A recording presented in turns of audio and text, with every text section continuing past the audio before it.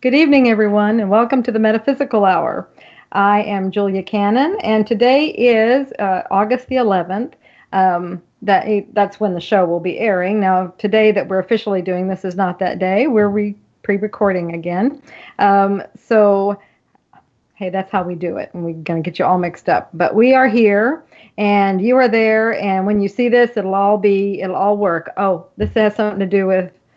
I love how this always happens. Um, this will have something to do with our guest and our topics tonight. So how it's all at the one and it's all together, and it just you're here because you're listening, and you will be. It doesn't even matter. That's what it's all about. So let's see. First of all, I want to make a few announcements before I bring our guest on. Although you can see him, and we are doing video now, so excited about that. Yes. um, I just wanted to announce our QHHT classes that are coming up. We have, let's see, September we're going to be in Canada, and in Vancouver, Canada. In October I'll be in Australia. And then November, I'll be in China and Taiwan. So if you're interested in classes in any of those areas, please look on the websites, dolorescannon.com or QHHTofficial.com to see the schedule for the classes. And if you're looking into that and want to be a practitioner, just come on, welcome aboard. That'll be our classes for the rest of this year. And then we'll be getting the schedule up for next year. I realize all those are out of the country. That's just finishing out the year. We do have a lot of plans for a lot of classes next year and some new formats. So I will be announcing those later and to make it more available to everyone. Okay, so very excited to bring on our guest tonight. He's one of our newest authors, and his book actually just got here. I mean, it's hot off the press. It came into our warehouse Friday. So it's available now. We're so excited about that. And I'm always excited to bring our new authors, our authors, period. But I love to bring our new authors on. And this gentleman is so, I mean, his book is just so fun. That's what's so good about it. Anyway, our guest tonight is Andy Meyers, and he wrote the book, Not Your Average Angel Book. And if you haven't seen it yet, Andy, here it is. I actually haven't seen it in the flesh. I've only seen digital images of it, so I'm jealous that you have hands there. Yeah, it moves. Yeah, your copies are probably on the way to you. Yeah, I think it's supposed to arrive early next week, actually. So, well, hey, it's good to see it, and thanks for having me on, Julia. I appreciate it. Absolutely. Thanks for being here. Always excited and an honor. So, and I feel like I know you from reading your book. Cause I was in the part of the editing, the pre-selection process and everything, and I just love your personality. I love how you convey everything, and I love how you portray your subject matter. But we'll get into that in a little bit. Okay. What I love to do is I always want to hear how you got here. I want to hear your story because I bet you weren't always talking to angels and seeing angels, were you? Or, I mean, Did you have a normal life at one time? I still have a normal life, There we go. After a day of writing and meeting with clients, I go home and scrub the toilets. So yeah, there you go. Yeah, so nothing more than that to keep you grounded, right? Exactly. So yeah, I guess the cool thing is, I think everybody has what they refer to in superhero movies as the origin story. How it all began, if you will. Right. And, right. Simply put, from a young age, I didn't set out to be a professional psychic medium or speaker or author. I knew I wanted to help people, and so I liked working with people and helping people and helping them troubleshoot their problems. And I guess in hindsight, throughout my youth, I actually was having quite a bit of what you might call paranormal or spiritual experiences, and a lot of cases of having dreams at night that would later come true in real life, that kind of thing. Yeah. A lot of kind of premonitions of, knowing things about people, but wasn't exactly sure how or why, the information was popping into my head.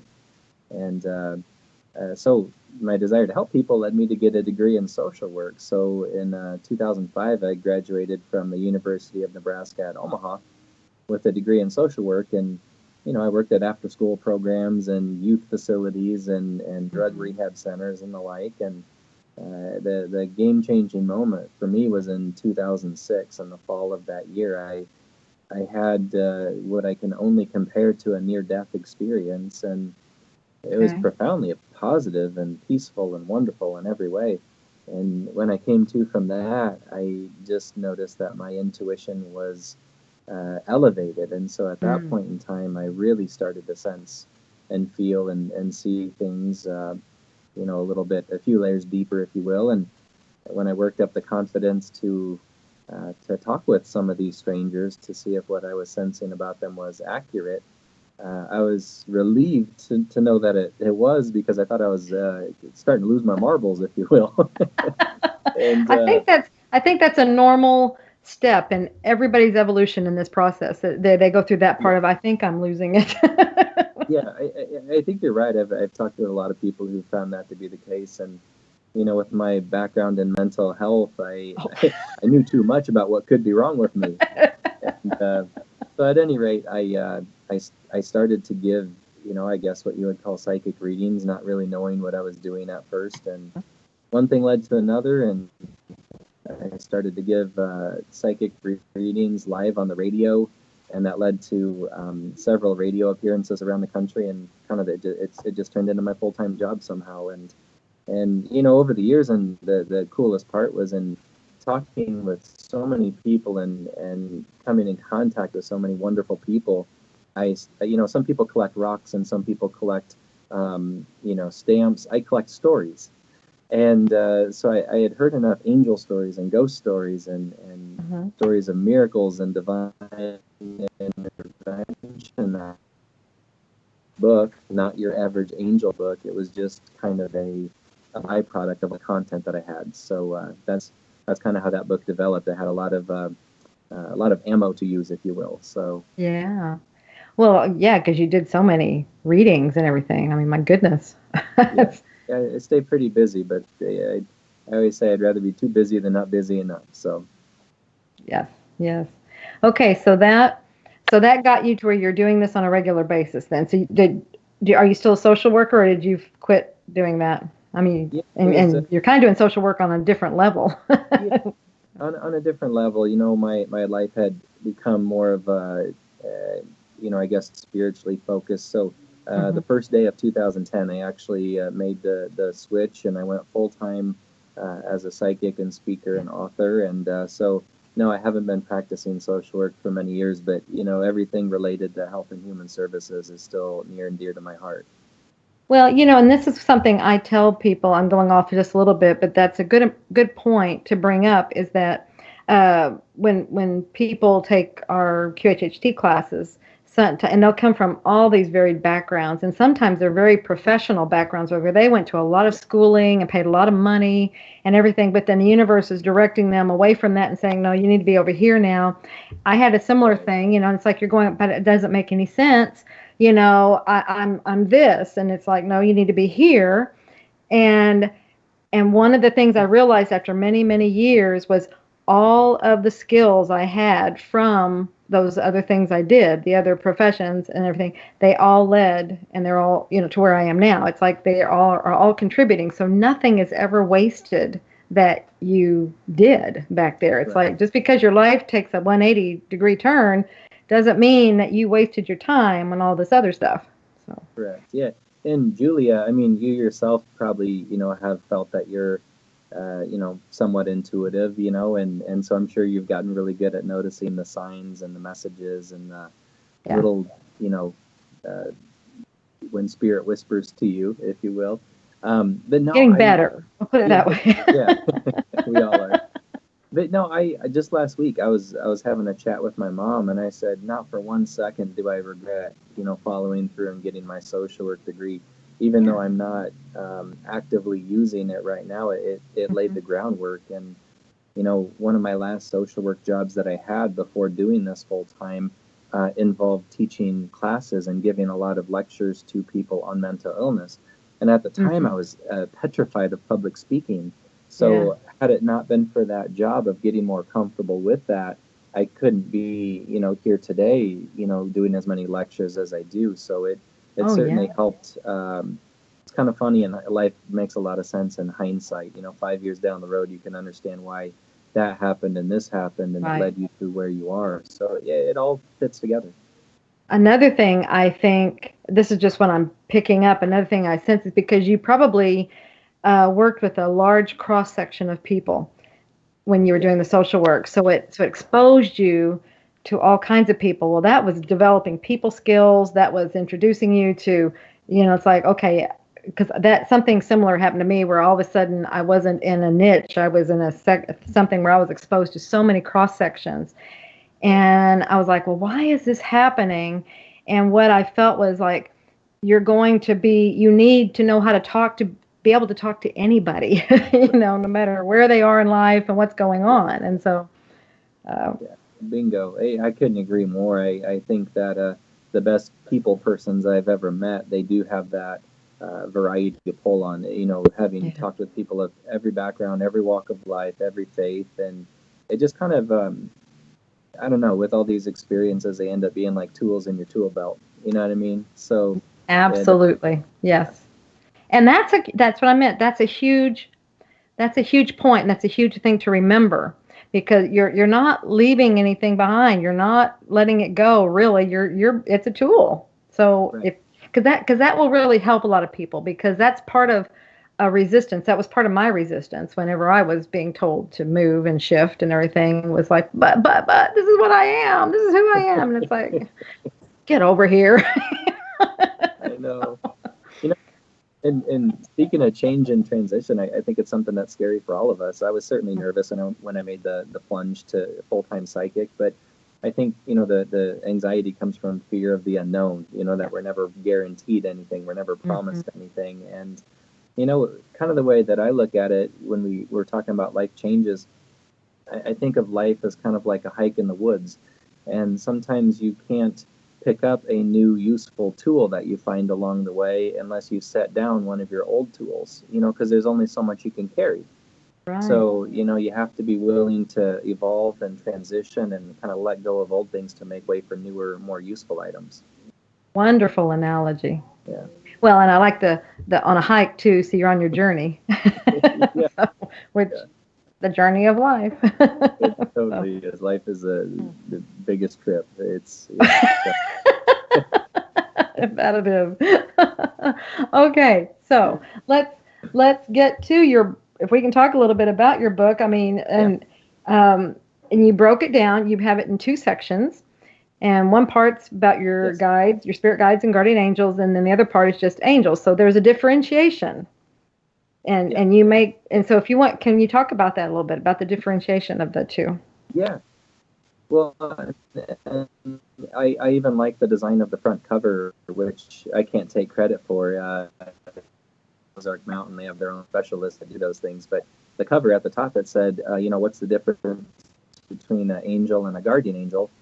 This book is the topic from 2 different perspectives. And that's the distinction that I make right from the get-go in chapter 1, is that, guardian angels, also known as spirit guides, they are our personalized assistants that help us and guide us and mentor us through life and try to keep us on track.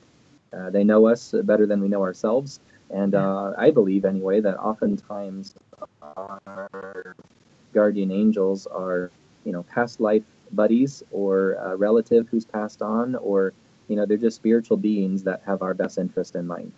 And then category you have angels. And when I talk about angels, I always have wings to indicate angels actually have wings. And in many cases, they're seen as having halos as well. And angels, I think, conduct freelance work, if you will. They come and go as needed, wherever they're needed most. And oftentimes, angels, messengers of God, they're the ones that are responsible of a lot of the miracle stories you hear, of the kid being saved from the burning building, and then the hero disappears before he can be interviewed.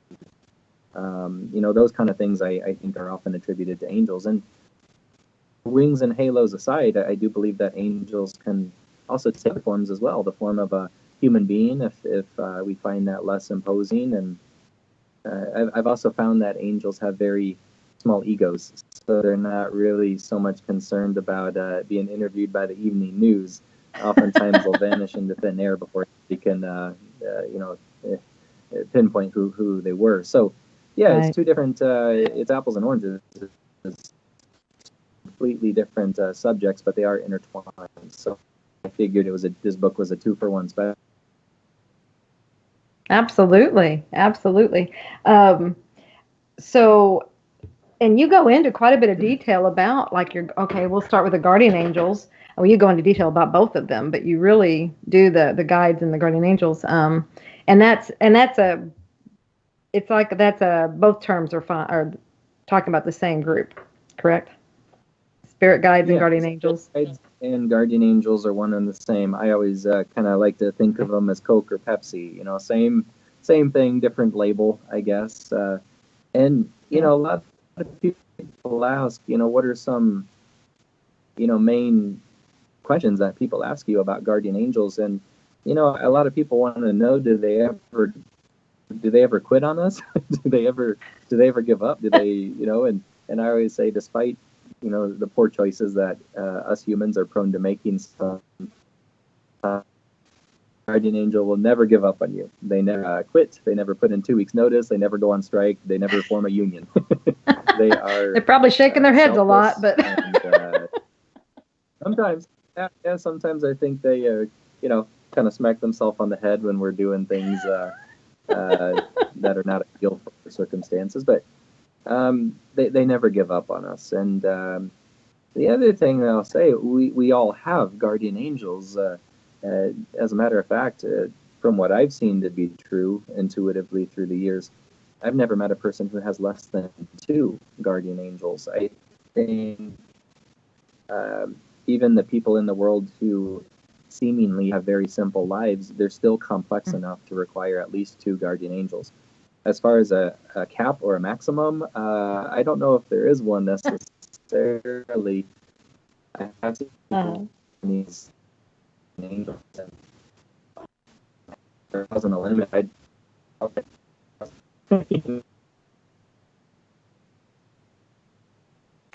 Okay. So let's say you said the minimum is what seems to be is 2. What do you see as their roles? I mean, do they have different roles when there's 2 in a person's life? I mean, those 2, I know when there's more, they'd all have probably different things, but let's say, because that sounds like that would be like your basic. I'm kind of frozen on video and audio. Hopefully. Yeah, you did too. We might have to. Is that any better now, or is that better? Yeah, you're kind of cutting in and out. Can you maybe try repeating the question? Okay, I was saying where you were saying on what you've seen as the minimum from your what you've found so far is that everyone has at least 2 guardian angels or spirit guides.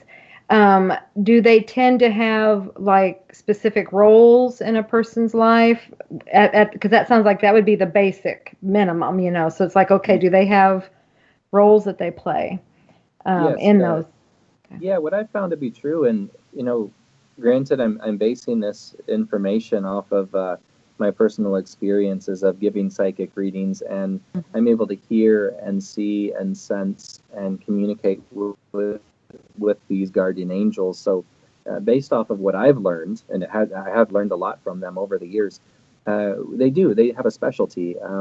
Each guardian angel is as unique as we are. They have their own personality. They have their own quirks and nuances and likes and dislikes. And, some are really funny and charismatic. Others are more businesslike and serious. But I do find that each one of them has a specialty, maybe 2 specialties, and whether it be helping us with creativity or, perhaps you're CEO of a company and one of your guardian angels helps you with leadership abilities. Or perhaps you work at the DMV and you have a guardian angel that helps with patients.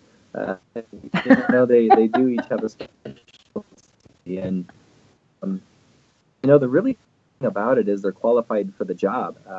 I believe guardian angels are just regular people, regular humans like you and I, who once upon a time were living life just like we are, and now that they're in spirit form in the afterlife, it's just a part-time job for them to help us and guide us. And the cool thing is they're very much qualified for their jobs. So, for example, a guardian angel who helps with creativity may have been a painter or an artist in their past lifetime. Okay. And maybe the guardian angel that helps you with patience was formerly a kindergartner teacher in her life, and so she's fully mastered what it means to be patient, and therefore they use that specialty to help us learn the lessons that we want to learn in that category as well. So I'm sorry, I didn't mean to interrupt you. Yeah. Go ahead. Yeah, so in a way, they're just kind of like teachers. They coach and give us hints, and they teach us, and essentially just help us to have the experiences that we're looking to have here on Earth. What I was going to say was, so since they've had lives and they've been here, do you think they also have do they sense frustration? Like I was saying earlier, it's like they're probably up there shaking their heads, and do you think they get frustrated? Have you found that? I don't know if frustrated is the right word. They certainly never get upset or angry with us. Perhaps frustrated just in the fact that they want us to get the most out of our life. So like with my daughter right now, she's 3, and we're kind of we're still working on the potty training, and we're like 75% there, but she still has an accident every now and again, and sometimes I get frustrated. Not that I'm mad at her, I just really want her to get it. I want her to be in out of diapers. And so on a similar scaled up way, you could say our guardian angels get frustrated with us, but it's coming out of a place of love. They just want us to master our lessons and to evolve into the best version of ourselves, and they're patient. So, I mean, as long as it takes us to get there, they'll be by our sides. That's probably the number one requirement. Okay, if you put in for guardian angel school, or you put in to be one, they're like, okay, well that's you got to master this first. Yeah. And it's a commitment. I don't think it's something that they sign up for, without giving much thought. It's like having a child. It's a big responsibility, and it's not one that you can quit halfway through. So, but thankfully, yeah, because they stay the whole life. Right? You got to stay the whole time. Yeah. Yeah, that's a big deal. It's great, and so I think that's what's great about them. They are personalized, unique, individualized, and so they cater to what we need. And now on the flip side, you have the angels. Angels with wings and halos, and I don't think what I got. I do not believe that angels have ever lived a lifetime here on Earth, and they've never been in the human condition. So think of them as a totally different species, a more evolved beings. And so they're not so much concerned with our day-to-day affairs and coaching us and helping us. Angels are more there for damage control.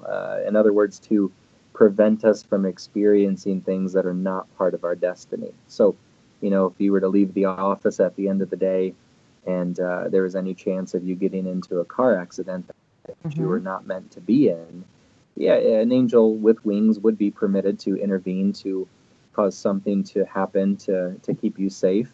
Because you have to think, life is just one big pinball machine of cause and effect. So if one person, were to be in a serious car accident, not only would it derail their destiny, it would derail kind of a spiral cause and effect reaction there. So angels are more for damage control. Guardian angels are more for helping us on a day-to-day basis. So you're kind of saying, okay, the angels, well, I guess they all are. They're fully aware of the blueprint or whatever it was, the design, or I don't know what you call the life plan that you had set in place when you came in. So they're all aware of that, and they're all aware of what is supposed to happen and what is destined to happen, and then what's not. And so, like you're Correct. saying, they can see the whole picture. So They do. They see the whole picture. I sometimes, which isn't fair, because I think, us humans, we often feel like a mice in a mouse in a maze, and we hmm can't find the cheese, and we're lost, and yeah, that's why our guardian angels don't panic, because similarly, if we were looking at a mouse in a maze that couldn't find the cheese, we yeah, wouldn't get overly upset. We'd kind of shrug our shoulders and say, "Oh, isn't that cute? Well, yeah, he'll find the cheese eventually. He just needs to go yeah. left and right again." And I think that's how our guardian angels look at us. They know that we'll figure it out. We just need time, and we can't often see the finish line because we're too close to our own situation. Yeah, those. I use that example in a class that I teach, the maze example, how we're right here and all we see are the walls and we're bumping into them all. And a lot of times Right. we'll just feel so defeated. We just stop and everything. But yeah, it's the guides, it's the higher self, it's all these things up there. They can see the whole thing. And they're just like, they're trying to guide us. They're trying to, hey, just go this way.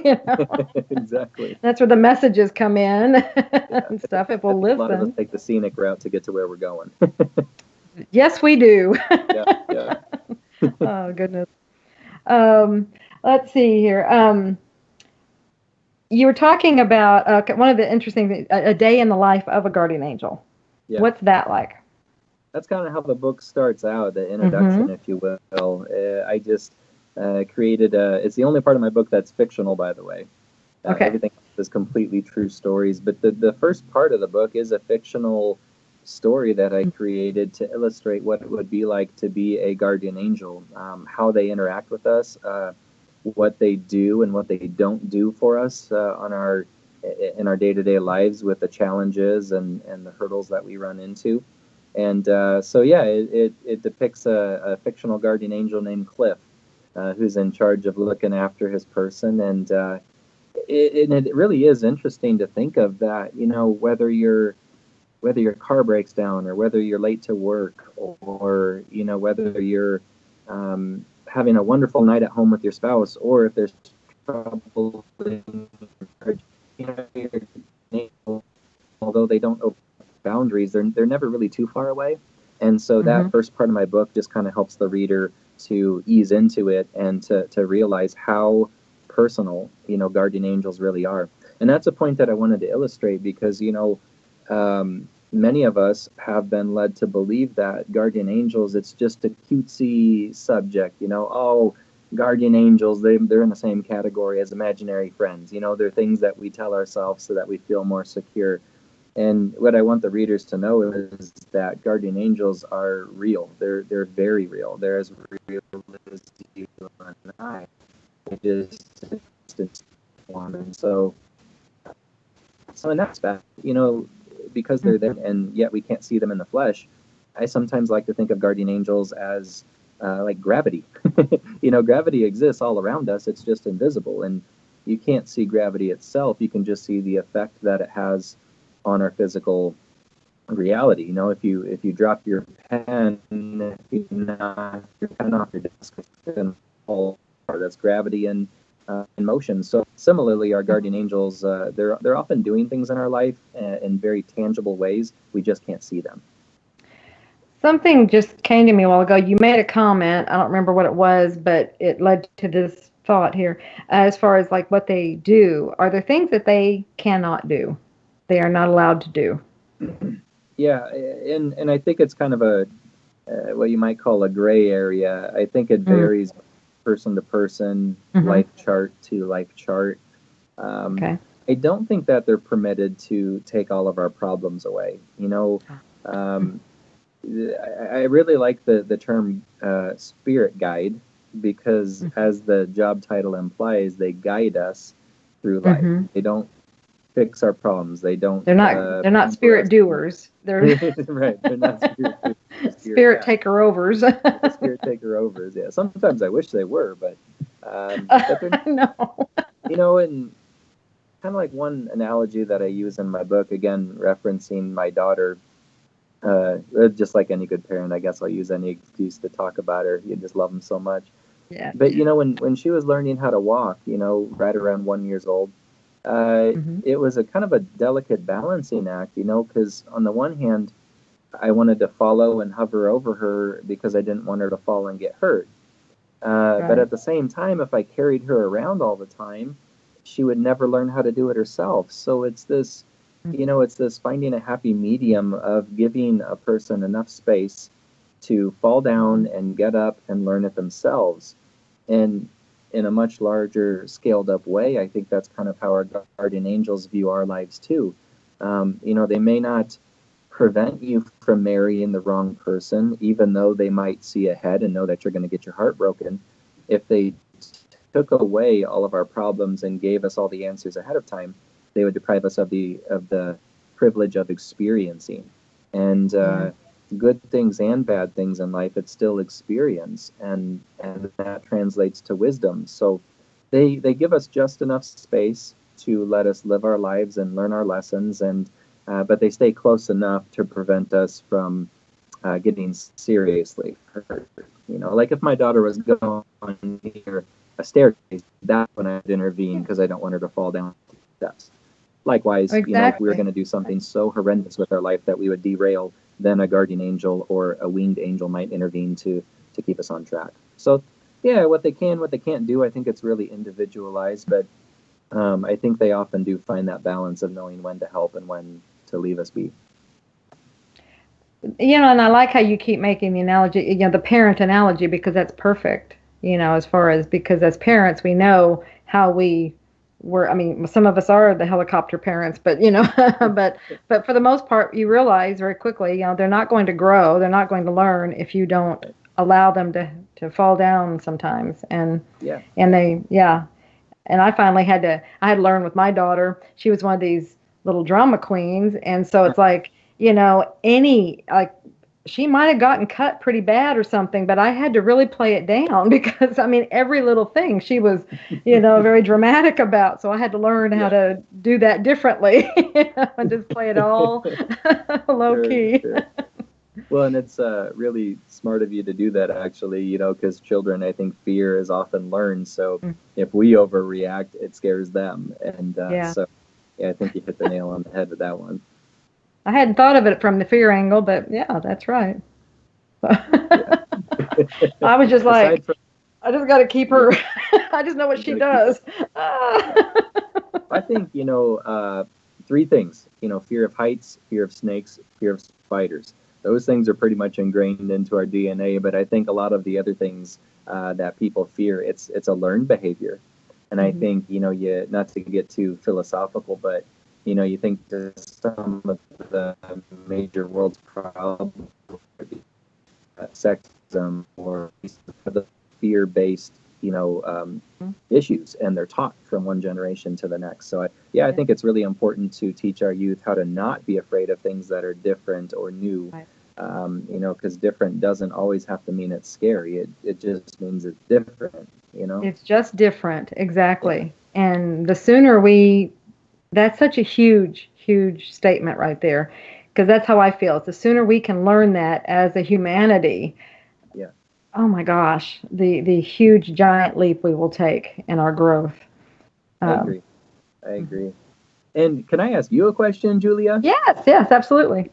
Everyone keeps talking about, in the metaphysical and spiritual realms, for as long as I can remember, people have been talking about there's a shift, there's a change, there's a something's a bubble in, and I felt it more so than ever, just, here in the last couple of years, not to be too dramatic, like your daughter used to be, but it almost seems like the nice people are getting nicer than ever before and more spiritual.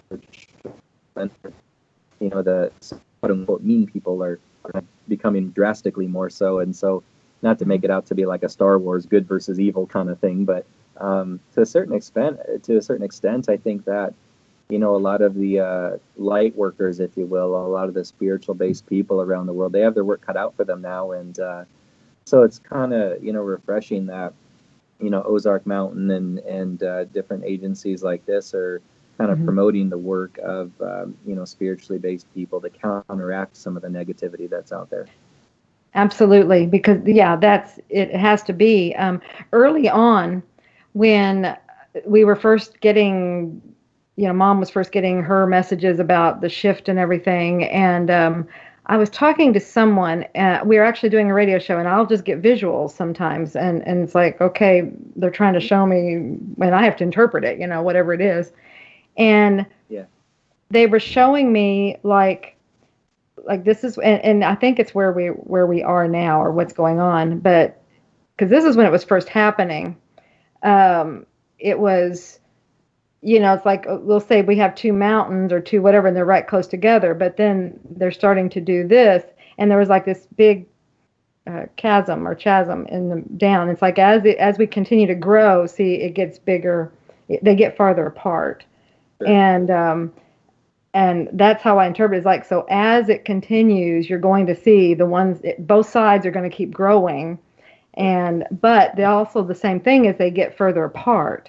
So it's a matter of if you want to make that your focus or not, the other, what the other one's doing. And see, that's really the shift. It's just the two are pulling apart. Sure. And what they also told me was, it was in 2011. And everybody still is like, well, when it's good, they were figuring it was going to happen in 2012, and everybody's okay, waiting for this big thing. Well, in 2011, I got this message so loud and clear, and it said, "It's already done." What see? It was like, what's the big hoo-ha? You've already done it. Now you'll see it when you believe it. Right. And so that's the way it's been, and it's little by little as people start believing it, then they're seeing that, oh yeah, hey, things are different, things are, I am seeing it. But you've got to take your focus off of what the media wants you to focus on, or everybody else wants you to focus on. That's the distraction. Just you got to know it's done, and right. It's up to you now. So. Yeah, I agree. A lot of people were talking about December 21st, 2012, mm-hmm. The end of the world, Mayan prophecy stuff. Right. And I kind of was more along the lines of it's a shift, but it's a slow progression. It's not one day. It's a period in history that represents a shift in consciousness. And so, of course, we woke up on December 22nd, and the sun still came up. And so, yeah, I agree. It's kind of like, wake up, people. It's already happened. You just have to choose to recognize it. And exactly. Our species is slow learners, compared to maybe some of the more advanced civilizations somewhere in the universe. But we'll get there eventually. We're just baby steps. We will. I'm faith in us. What are some of your? I know you've got tons of stories and everything. So what are some of your favorite ones?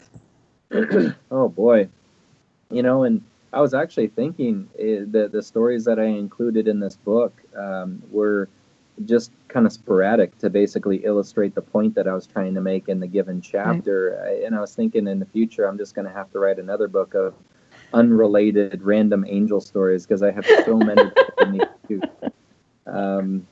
Gosh, I don't even know where to start. Well, one of my more favorite ones was took place in Des Moines, Iowa. I was there doing a event, and I was at a nice little. It was actually quite a fancy hotel. It was a nice little place, and so after everybody had left, I was packing up all my books and business cards and getting my table all cleared off. And I'm the only one in the room. And so I remember looking at the table. It was just a 6-foot black table, and there was nothing on it. And I thought to myself, okay, I've got everything. So I bend down and I pick up my box of belongings. And as I look back to the table 2 seconds later, there was an item there that wasn't there just a moment earlier. It was a crisp $100 bill. And, of course, I have goosebumps. And I'm looking around the room wondering where this thing came from. Right. And, and naturally, my logical side is thinking, oh, man, somebody must have left this here. Mm-hmm, they dropped it. Audience members. And then I thought, can't be. That's ridiculous. It wasn't there 2 seconds earlier. It just appeared out of thin air. So, me being the that I am, I wasn't staying at the fancy hotel that I conducted my show at. I was actually staying at a kind of dicey motel across town. to save a Okay. few bucks. And so that night, as I'm laying in my questionable hotel room and I'm listening to gunshots and sirens, quite literally, I started to do the math, and I was thinking, why $100? You know, why not $20? Why not a quarter? And Yeah. then it finally dawned on me the price difference between the hotel room at the facility that I did my event and the price of the current place that I was at that night was exactly $100. So I took it as a Oh, sign from wow. I took it as my angel money. It was $100 from the universe to say, next time I go there, stay for Yeah. my own mind. So next time, the next year, when I went back to Des Moines to do my show, I actually used that $100 bill and I paid the difference and I stayed there, and I was safe. And so you know, as they say, as they told me back when I was a social worker, you can't help others if you're not helping yourself. So I think it was just an angel's way of saying, stay safe, take care of yourself. You can't give readings with a bullet in you, you know. So I was like, Well, okay. exactly. Exactly. Well, it's also probably showing you that we will take care of you. You will have whatever you need when you need it. Just go ahead and do. It's like don't think that that's all you're worth. You're worth this. I know. So, and we I will know. support this. That's me trying to save a couple bucks. I don't really have a extravagant taste, so you know, I there's a clean bed and a safe spot. But anyway, yeah, that's I think was the message that day, and I think it was one of the more memorable angel moments for me because usually angel stories don't involve physical evidence, and that was a real. It was a real dollar bill. I touched it with my hand, or excuse me, $100 bill. Yeah. It was real. I touched it with my Yeah. hand, and I almost didn't want to spend it. I wanted to frame it, you know, but I thought Uh-huh. I would defeat the whole purpose of why they gave it to me, so I used it, you know. Yeah. Yeah, But you took a picture of it. yeah, we did. I Yeah. have a Okay. picture of it too. Yeah. That way you Well, can. and Oh, furthermore, you know, just to cover all my bases, I actually contacted everybody who attended my show. I sent out a mass email to everybody, and I said, "Hey, yeah. did anyone lose $100 bill?" Nobody claimed it, and I knew they wouldn't because I knew that it just conjured out of thin air. So it Yeah. was pretty neat, and that's in Well, my and book. that shows the standard of your clients too. That they didn't. I mean, because some could say, "Oh yeah, yeah, that Yeah, was yeah, mine." yeah. Somebody could do that. I figured they were an honest bunch, and they probably wouldn't Yeah. claim it unless it was genuinely theirs. Yeah. Oh. Um. Okay. Well, I know you talk about animals too, Yeah, and nature, and and as animal guides, and because I mean I know we have that in our like Indian history. They'll have a lot of that and oh, yeah. everything. So, um, give a little bit on that because a lot of people wonder if their animals could be their guides or things Yeah, like that. yeah, oh, absolutely. You know, and it's a fitting chapter. I just kind of squeezed it in there. Hmm. Truthfully, you could probably write a whole. Well, there has been books written on animal spirit guides and totems.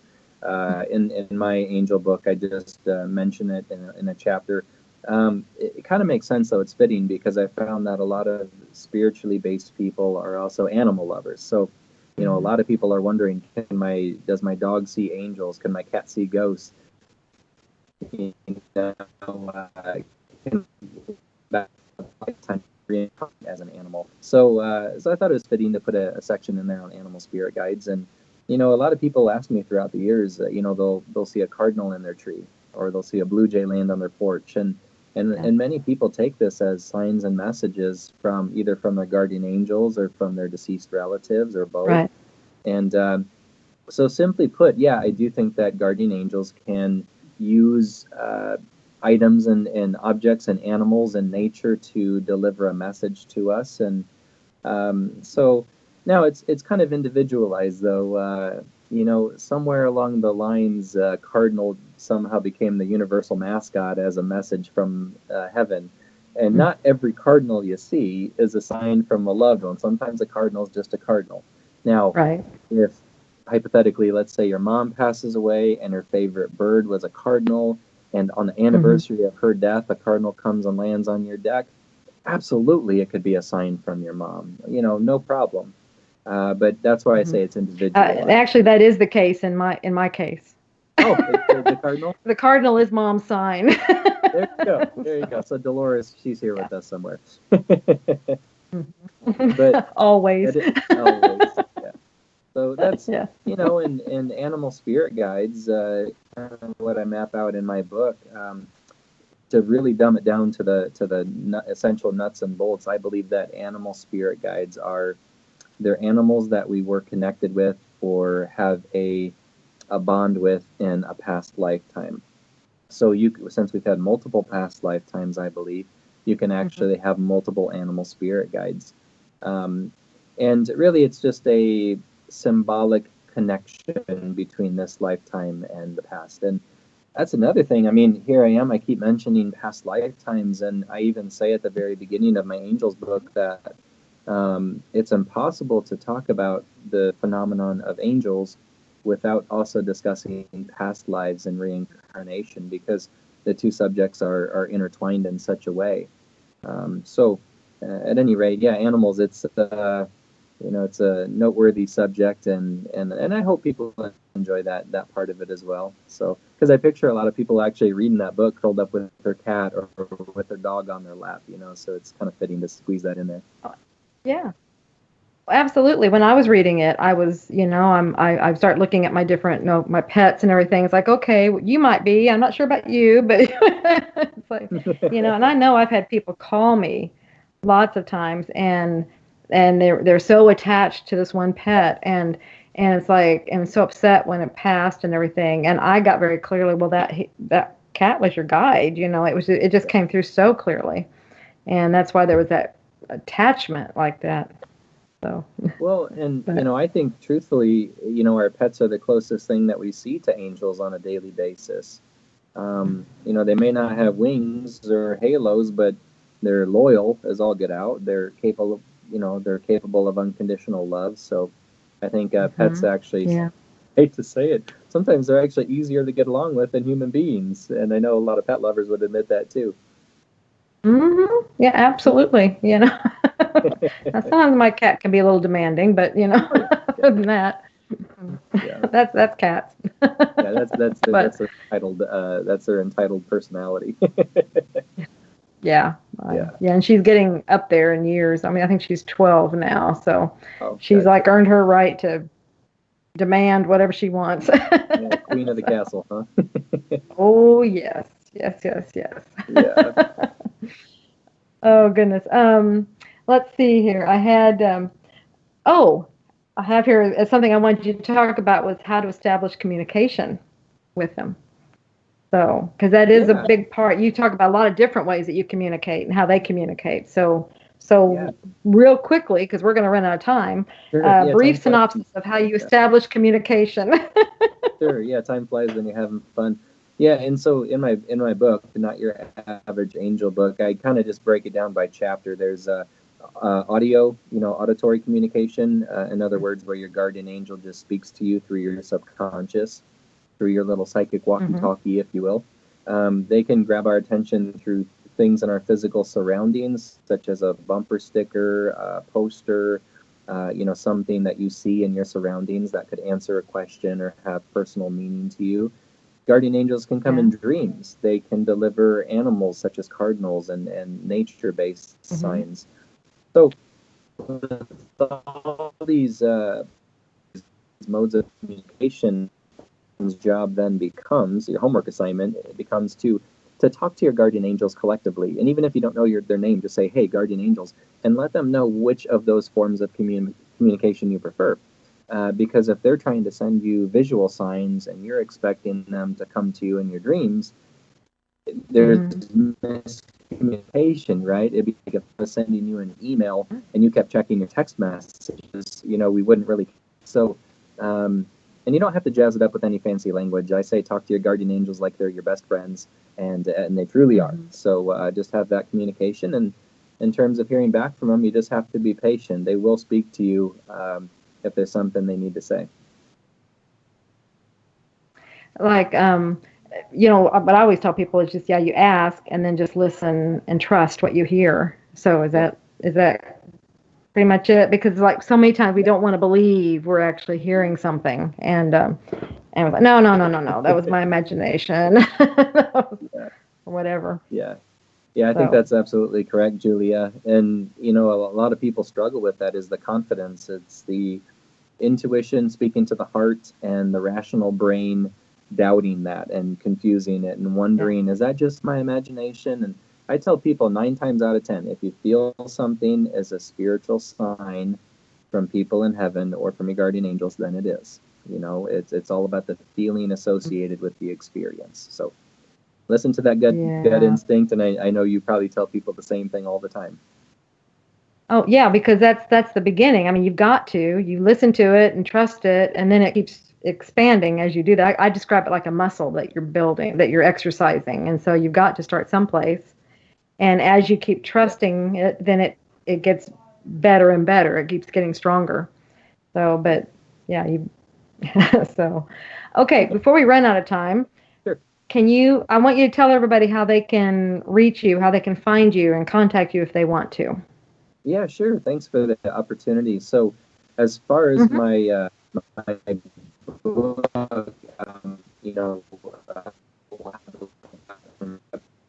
you can get on Amazon. You can get that through Ozark Mountain's website. But as far as getting a hold of me, the best way is just to hop on my website, which is andymyersonline.com. And you can find me there. There's links to my phone number, my social media pages. I'm pretty active on Facebook and Twitter and YouTube and all that good stuff. And whatever else will be out next year, I'll be on there too. Yeah.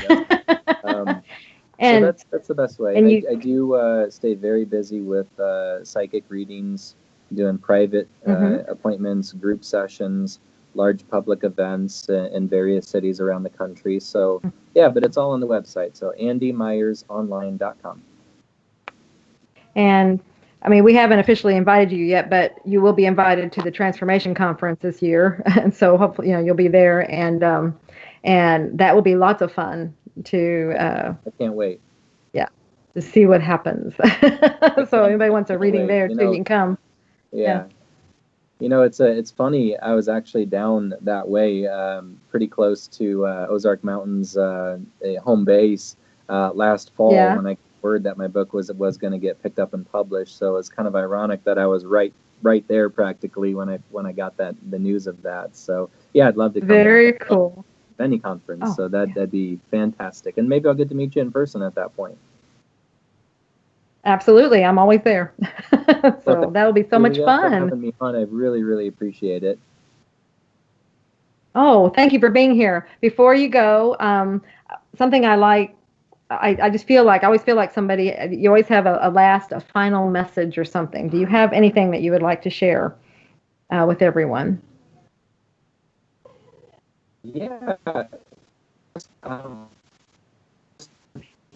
That guardian angels are real. They're not imaginary friends. They're not names that we're pulling out of a hat. They're not these invisible beings that we're talking about to give ourselves comfort. They're as real as you and I. And the beauty is, they don't require anything to do their job. You can believe in them or not believe in them. You can speak to them or not speak to them. They're going to continue to do their job regardless. So it's almost like a safety net underneath of our life to ensure that we'll stay safe and on track. And that's got to give so many people a huge amount of comfort. That think they're here and have no idea why and what's going on. And, to know that you've got that safety net and you've got all this assistance. I always say live life like it's a game that you can't possibly fail. And, our guardian